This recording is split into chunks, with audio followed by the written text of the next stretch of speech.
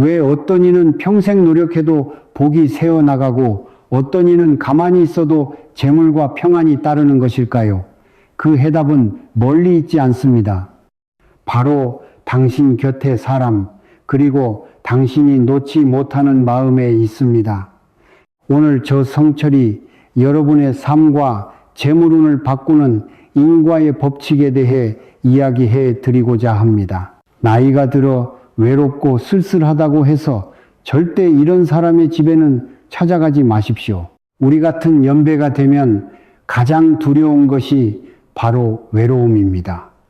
그래서 친구든 누구든 만나 이야기 나누며 삶의 활력을 얻고 싶어 합니다. 하지만 모든 만남이 우리에게 기쁨을 주는 것은 아닙니다. 어떤 만남은 삶을 신선하고 낙관적으로 만들지만 어떤 만남은 마음을 무겁게 짓누르고 불쾌감만 남깁니다. 아무리 외롭고 심심해도 반드시 피해야 할 네 종류의 사람이 있습니다. 첫 번째는 남의 일에 참견하기 좋아하는 사람입니다. 이 나이가 되면 과거는 지나갔고 미래는 알 수 없으며 현재의 삶, 내 아내와 자식, 내 건강이 전부입니다. 굳이 남의 일에 지나친 관심을 가질 필요가 없습니다. 만나서 옛 추억을 이야기하고 어려웠던 시절을 회상하며 그때는 폭탄이 떨어지는 전쟁통에도 배급제로 고기 한 점 사기 위해 줄을 서던 시절에도 우리가 이겨내지 않았는가? 지금 집도 있고 자식들도 잘 컸으니 앞으로도 잘 헤쳐나가자고 서로 격려하는 것이 좋습니다. 하지만 꼭 만나기만 하면 남의 삶을 평가하고 비교하는 이들이 있습니다. 자네는 좋겠어. 아들 둘이 하나는 박사고 하나는 교수라니 돈도 많이 벌겠지. 매달 용돈도 두둑이 줄 테고 집도 이 동네에서 제일 크지 않나 라며 비아냥댑니다.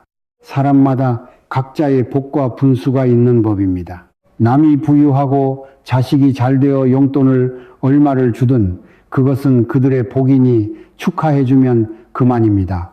자식들이 제주도 여행 보내줬다니 내 평생 고생한 보람이 있겠구먼. 축하하네. 이 한마디면 족한 것을 굳이 시기하고 비꼬며 마음을 상하게 할 필요가 있겠습니까? 만나서 캐묻기 좋아하는 사람도 마찬가지입니다. 월급은 얼마나 받나? 부부 둘이 벌면 돈이 남겠네. 환갑 넘었는데 아직도 일하나 방송에도 나오고 SNS도 하던데 한 달에 수억은 벌겠어. 그렇게 돈 벌어서 죽을 때 가져갈 것도 아닌데 뭐하러 그렇게 사나? 사람마다 살아가는 방식과 가치관이 다른 법인데 왜 자신의 잣대로 남을 재단하려 합니까? 일하는 것 자체가 최고의 즐거움인 사람도 있습니다. 노동을 통해 자신이 아직 쓸모있는 존재임을 느끼며 기쁨을 얻는 것입니다. 이런 사람들을 피하십시오. 한 번은 족하지만 두 번 다시 만나면 내 마음만 시끄러워집니다. 지금 어디에서 이 이야기를 듣고 계십니까? 댁내의 편안한 소파 위 TV 앞에서 듣고 계신지요? 아니면 잠시 손에 쥔 전화기로 보고 계신지요? 당신은 몇 살이십니까? 어디에 계시든 여러분과 여러분의 가정에 늘 건강과 제복이 가득하기를 기원합니다. 이 법문을 계속 들으시며 복을 쌓고 싶으시다면 채널 구독을 눌러 인연을 이어가시길 바랍니다. 두 번째로 피해야 할 사람은 부정적인 생각을 가진 사람입니다. 행복과 불행은 모두 우리의 마음가짐에 달려있다고 했습니다. 같은 문제라도 어떤 각도에서 보면 부족해 보이지만 다른 각도에서 보면 더할 나위 없이 만족스러울 수 있습니다. 화려한 금메달의 앞면은 눈부시지만 그 뒷면은 울퉁불퉁한 금속 조각에 불과합니다. 아름다운 그림의 앞면을 감상해야지 굳이 뒤로 돌아가 텅 빈 뒷면을 볼 필요는 없습니다. 우리 삶도 마찬가지입니다. 옛날에는 굶주리고 헐벗었는데 지금은 먹을 것이 넘쳐나고 아이들은 미국산, 독일산 분유를 먹으며 자라니 얼마나 행복한가.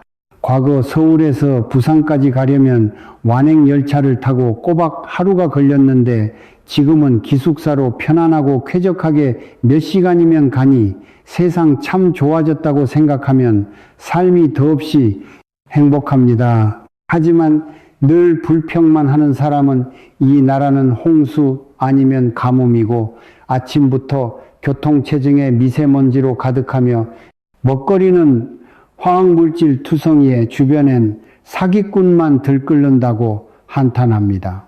우리가 처한 환경을 바꿀 수 없다면 그것을 바라보는 우리의 시각을 바꿔야 합니다.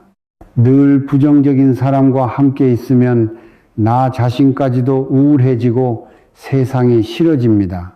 이런 만남은 줄이는 것이 상책입니다. 세 번째는 시기심과 질투심이 강한 사람, 젊은이들 말로 가토 질투가 많은 사람입니다. 이런 사람은 자신이 가진 것에 만족하지 못하고 늘 남과 비교하며 남이 잘 되는 것을 보면 배 아파합니다. 이웃이 큰 집을 지으면 분명 사기를 쳤거나 은행 빚더미에 앉았을 것이라 짐작하고 좋은 차를 사면 저러다 사고나 나서 다치지라며 악담을 퍼붓습니다. 남이 나보다 나은 것을 보면 고통스러워하고 그 사람이 불행을 겪으면 고소해하며 거봐 부자 되면 뭐하나 결국 저렇게 될 것이라며 기뻐합니다. 이런 사람과 가까이 지내서 얻을 것은 아무것도 없습니다. 오히려 언젠가 나 자신이 그들의 뒷담화 대상이 될 뿐입니다. 네 번째는 은혜를 모르는 무정한 사람입니다. 인간관계에서 가장 중요한 것은 의리와 정입니다. 작은 도움이라도 받았다면 감사할 줄 알아야 하고 형편이 되면 갚는 것이 도리입니다. 하지만 필요할 때는 온갖 가모니설로 다가와 도움을 받고 나면 언제 그랬냐는 듯 외면하는 사람이 있습니다. 이런 이들에게 베푸는 친절은 마치 적에게 무기를 쥐어주는 것과 같습니다. 나의 선의가 그들에게 이용당하고 내가 어려울 때 그들은 나를 더 깊은 수렁으로 밀어 넣을 것입니다. 자비심도 사람을 가려 베풀어야 합니다. 선량한 마음이 악용되지 않도록 이런 배은망덕한 사람과는 인연을 끊는 것이 현명합니다. 이처럼 우리는 살면서 복을 짓는 습관을 길러야 합니다. 행복과 불행은 정해진 운명이 아니라 나의 행동이 쌓여 만들어지는 것입니다. 덕이 운명을 이긴다는 덕능승수, 덕능생수라는 말이 있습니다. 좋은 습관을 쌓으면 말년에 평안하고 행복한 삶을 누릴 수 있습니다. 첫째, 홀로 서는 법을 익히십시오. 행복하려면 자유로워야 하고 자유로우려면 독립해야 합니다. 평생 아내가 차려주는 밥만 먹던 한 친구는 아내가 잠시 집을 비우자 식사 때마다 시집간 딸이 밥을 차려다 줄 때까지 굶고 기다렸습니다. 라면 하나 끓여 먹을 줄 모르는 삶이 어찌 행복하다 하겠습니까? 남에게 의존하는 삶은 결국 자신과 주변 사람 모두를 힘들게 합니다. 둘째, 부지런히 몸을 움직이십시오. 육체 활동은 우리를 젊고 활기차게 만듭니다. 코로나 사태로 집에만 갇혀 지내던 때를 기억하십니까? 마음껏 밖으로 나가 걷고 뛰고 사람들을 만나고 싶었던 그 간절함을 잊지 마십시오. 은퇴 후 아무 활동 없이 집에만 앉아 있으면 몸과 마음이 금세 쇠약해집니다. 셋째, 배우기를 멈추지 마십시오. 세상은 빠르게 변하고 있습니다. 세상은 빠르게 변하고 있습니다. 신문, 방송, 인터넷을 통해 새로운 정보를 꾸준히 접해야 젊은 세대와 소통하고 시대에 뒤떨어지지 않을 수 있습니다. 배움에는 나이가 없습니다. 넷째, 모든 이와 원만하게 지내십시오. 누구에게나 웃는 얼굴로 대하고 적을 만들지 마십시오. 마음이 맞는 사람과는 더 깊이 교류하고 그렇지 않은 사람과는 기본적인 예의를 지키며 거리를 두면 됩니다. 다섯째, 모든 일의 절제를 아십시오. 술과 여자, 즉 주색 와인과 섹스를 멀리 하라는 말이 아닙니다. 인간의 욕망을 완전히 없앨 수는 없지만 지혜롭게 조절할 줄 알아야 합니다. 과식은 몸을 해치고 과한 운동은 오히려 독이 됩니다. 모든 것은 적당할 때 가장 좋은 법입니다. 여섯째, 정기적으로 건강을 확인하십시오. 병은 조기에 발견할수록 치료가 쉽습니다. 3개월이나 6개월에 한 번씩 정기 검진을 받아 자신의 몸 상태를 확인하고 전문가의 조언을 구하는 습관을 들이십시오. 일곱째, 스스로 늙었다고 생각하지 마십시오. 마음이 젊으면 몸도 젊어집니다. 나이는 숫자에 불과합니다. 늘 젊은 마음으로 활기차게 살아가십시오. 마지막으로 운명을 탓하지 마십시오. 옛 시에 이르기를 몸은 부모님이 주셨지만 괴로움과 행복, 굶주림과 배부름은 나 자신에게 달렸다고 했습니다. 나의 삶은 나의 선택과 행동이 만드는 것입니다. 급하게 결정하고 실패를 반복하는 것은 운명이 아니라 나의 성급한 성격 탓입니다. 부유함과 가난함 또한 대부분 나의 노력과 지혜로운 관리의 결과입니다. 우리는 살면서 세 가지 도는 절대 손대지 말고 세 장소는 피해야 합니다. 첫째, 불의한 재물입니다. 남을 해치거나 속여서 번 돈, 마약이나 불량식품을 팔아 번 돈은 결국 자신에게 화로 돌아오는 인과의 법칙을 따릅니다. 그런 돈으로 잠시 부를 누릴 수는 있어도 마음의 평안을 얻을 수는 없으며 그 업보는 반드시 자손에게까지 미칩니다. 둘째, 내 것이 아닌 돈, 특히 시주돈이나 공금입니다. 남들이 나를 믿고 맡긴 기부금이나 공금을 탐하는 것은 큰 죄업을 짓는 일입니다. 당장은 이익인 듯 보여도 평생 죄책감에 시달리며 그 돈은 결코 나에게 복이 되지 못합니다. 셋째, 노후 자금입니다. 이 돈은 우리가 기력이 다했을 때를 대비한 마지막 보루입니다. 아직 일할 힘이 있고 살아갈 방도가 있다면 결코 이 돈에 손을 대서는 안 됩니다. 또한 세 곳의 장소는 피해야 합니다. 첫째, 술과 도박이 난무하는 곳입니다. 이런 곳은 시비와 다툼이 끊이지 않아 잠시 머무는 것만으로도 화를 입을 수 있습니다. 둘째, 위험한 곳입니다.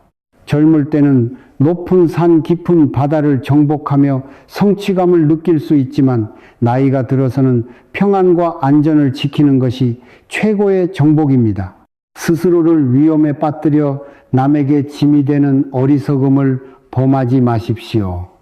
셋째 감옥입니다. 법을 지키고 올바르게 산다면 결코 갈 일이 없는 곳입니다. 인생의 여정에서 우리는 수많은 짐을 지고 갑니다. 때로는 그 짐을 내려놓고 무엇을 버려야 할지 살펴야 합니다.